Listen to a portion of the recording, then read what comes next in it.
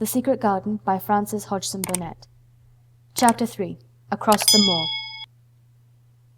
She slept a long time, and when she awakened Mrs. Medlock had brought a lunch basket at one of the stations, and they had some chicken and cold beef and bread and butter and some hot tea. The rain seemed to be streaming down more heavily than ever, and everybody in the station wore wet and glistening waterproofs. The guard lighted the lamps in the carriage, and Mrs. Medlock cheered up very much over her tea and chicken and beef. She ate a great deal, and afterward fell asleep herself, and Mary sat and stared at her, and watched her fine bonnet slip on one side, until she herself fell asleep once more in the corner of the carriage, lulled by the splashing of the rain against the windows. It was quite dark when she awakened again. The train had stopped at a station, and Mrs. Medlock was shaking her. "You have had a sleep," she said. "It's time to open your eyes.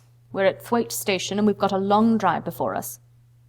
Mary stood up and tried to keep her eyes open while Mrs. Medlock collected her parcels. The little girl did not offer to help her, because in India native servants always picked up or carried things, and it seemed quite proper that other people should wait on one. The station was a small one, and nobody but themselves seemed to be getting out of the train. The station-master spoke to Mrs. Medlock in a rough, good-natured way, pronouncing his words in a queer, broad fashion which Mary found out afterwards was Yorkshire. "I see thou's got back," he said, "and thou's brought the young un with thee." "Aye, that's her," answered Mrs. Medlock, speaking with a Yorkshire accent herself, and jerking her head over her shoulder toward Mary. "How's thy missus?"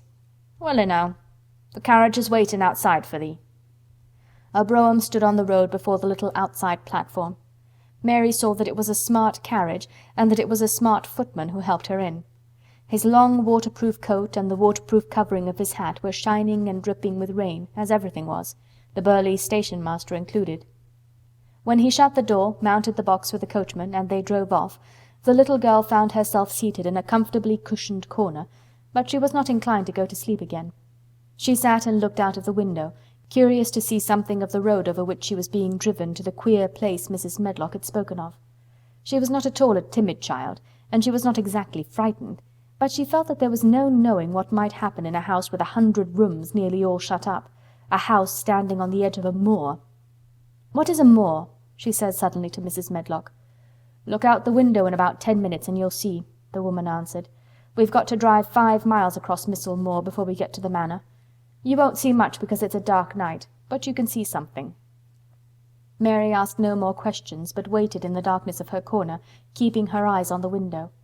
The carriage lamps cast rays of light a little distance ahead of them, and she caught glimpses of the things they passed.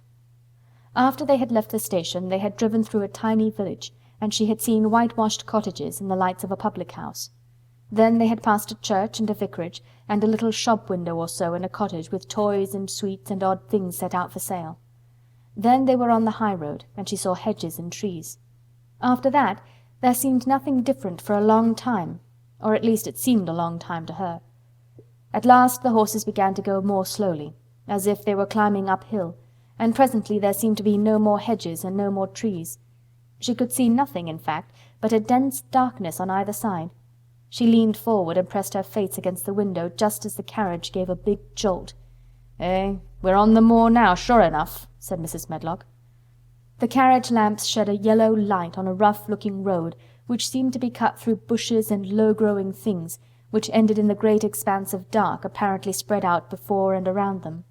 A wind was rising and making a singular, wild, low, rushing sound. It's not the sea, is it?" said Mary, looking round at her companion.